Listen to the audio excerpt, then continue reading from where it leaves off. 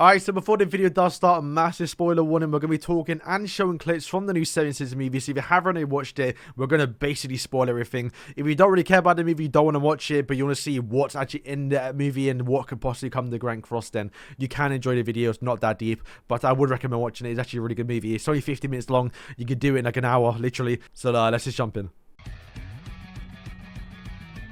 Full counter! Alright lads, so the new 70s Grudge of Edinburgh movie part 1 has just dropped on Netflix. I just finished watching it and wow, like genuinely this was an amazing movie. Probably, if I'm being honest with you lot, the best CG I've ever seen in any anime. And I'm being genuine when I say this because I think the best CG I've seen so far, at least in terms of anime, is probably Beastars. And I think this is a lot better than that, by miles even. Granted, it is a movie comparable to an actual series, so there is some quality difference there. But they actually animated a lot of the scenes, or a few scenes, from season 1, season 2, and season 3, and it actually looks better than the original anime. Like, look at Dariori sitting there with her claws, and like the animation looks so good, man. I wouldn't be too pissed off if they actually keep to this actual model and keep 70s CGI, because it actually looks really, really good. However, there might be a big problem when it comes to actual production, because it's a movie, so they have a higher budget, where it goes towards actual, like, you know, an actual series. It may be low budget, it may be actually worse, but hey, it can't get worse than what Studio Dean did to us, because season 3 and 4 were shocking. And this is good. This is good. But let's talk about it. So we're going to break down the movie a little bit. We're going to talk about the characters, because more 76 content means more content for Grand Cross, more updates for Grand Cross, and more time the game can actually stay alive. And honestly, this is actually kind of exciting. This is only part 1, and we got quite a lot already. For part 2, we're going to get even more, and we're going to break that down even more as well. Because let's start off with the most important one, at least for me actually. And that is Depis. Kind of fitting that Depis is actually in our tavern right now. But this guy has had a massive glow up. He is now King Depis, and this guy looks insane. At the end of the series, the guy did leave, and he kind of set him up a little bit, so I've kind of been eager to see what the story is about. And unfortunately, we didn't really get too much of him during this actual part 1, because the part 1 was kind of building up Lancelot and Tristan, and then part 2, which is always the final climax here, we're going to see a lot of him, because during part 1, we didn't get to see anything from him really, so they likely won't make a character based off him right now. We have to wait for part 2 before we actually get this guy in Grand Cross. But the way he looks now looks so sick as well. Not to mention, he does have the Chaos Staff, which is obviously given by Arthur, which means the character is now setting up for Fortnite Apocalypse. We're getting there, boys. We're getting there. It is a good time to be a Seven Sins fan. But honestly, when this character comes to Grand Cross, I will definitely be summoning it, because he looks so good. He looks so good. But unfortunately, that's all I can talk about for Deathpace, because he doesn't do much, like I said. But the two people that did do a lot, and especially the first person, is Tristan. Tristan, it was the main MC here, the main character. And we actually got a lot of content for the character that you can actually break down how he's going to play in Grand Cross right now. And if you go towards the latest Series Origins trailer, you do get to see some of the stuff that he actually did in the movie, which likely means he'll do it in Grand Cross as well. Alright, so his first skill that he does use is Fallen Star. This is probably going to be his ultimate. If he'll probably slam it to the ground, do a massive AoE ultimate. You can imagine it'd be quite good here. Alright, so I've just realized while editing, but Tristan does actually have his Star Fallen skill as the ultimate, as you can see right here, even in the game. So if it's in Origins as the ultimate, probably going to be the exact same as 70 Sins, and with his other skills too, it's very apparent. We already know how this guy's going to already play in game. He also uses a move called Tinkle Star, which is basically a massive AoE skill, so this could be some sort of debuff. I don't know why, but it does remind me of Gopher's Arrow Shot.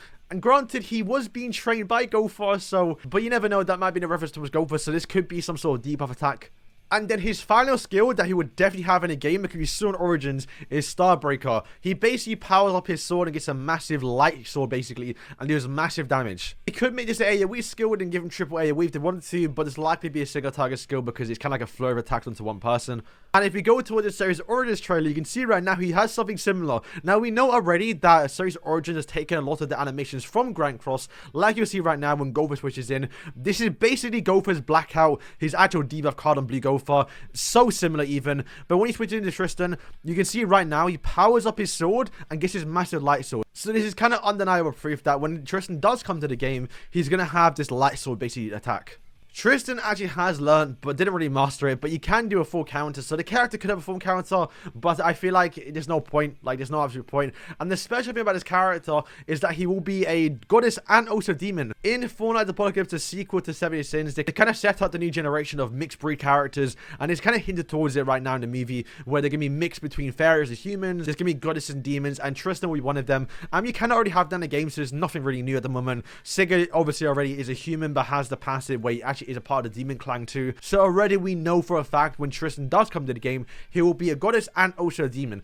And we didn't get to see much of it, so maybe in part 2 we may get to see more of his demon powers. I don't think so, because they might be saving that for Fortnite Apocalypse, because that's when he kind of used it. But we did get to see a teaser that it kind of sets up towards Fortnite, so I'm not going to spoil. It is possible that they actually show his demon powers in part 2 of the movie, but we have to wait and see if that happens. But it is coming out August next year, literally 8 months away, and at that point we probably already have Fortnite Apocalypse Tristan already in the game, so I'm not even too sure if they're even going to bother doing that. The final one is Lancelot, and Lancelot's a bit of a weird one and a bit of a confusing one for me, because he doesn't actually do anything really apart from shoot a bow and arrow in his actual fairy form. But are they really going to make a fairy form based off this Tristan? Because if they want to wait till part 2 where Tristan is actually in his human form and starts fighting in his human form and then make a character based off that version of the character, then what's the point of releasing Lancelot in a fairy form when you can't use both together?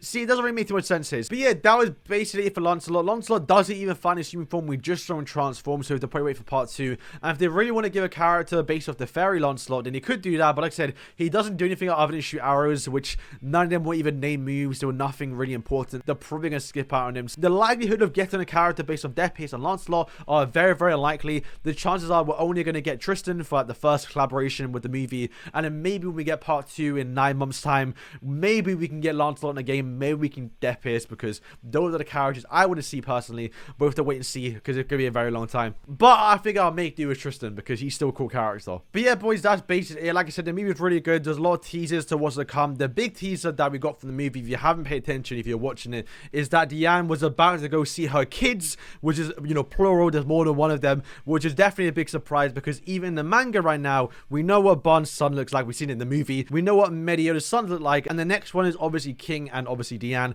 And we're yet to see if they even had one. They haven't even mentioned it before. So the fact that we got a tease that they have more than one, it's going to be surprising to see them in the story. However, like I said, the movie is coming out in 9 months' time. And by then, they would have likely been revealed in the manga. So it'll be a good surprise to see them in the manga. And also, I guess, the anime if they want to show them both to wait and see. A little unfortunate this time around. We didn't get to see too much Bond, you know, King, Elaine, you know, all the other main characters. We only focused on Tristan and Lancelot. But they were there. And they did get targeted or, you know, acted basically by Gopher, but Discord ping. So it is possible that they're going to return in part 2 and be more important, I guess, because they kind of like they're going to come and help out somehow. So once again, it's going to be really good, man. I do feel like they kind of did something smart with part 1 by introducing the characters, kind of setting up the story, and then boom, part 2 is going to be crazy. And they are taking 9 months to animate it, basically, so they must be doing something crazy, because to be fair, the animations could be kind of hard, so we'll have to wait and see. But boys, let me know what you think. Are you excited for the potential characters coming to this game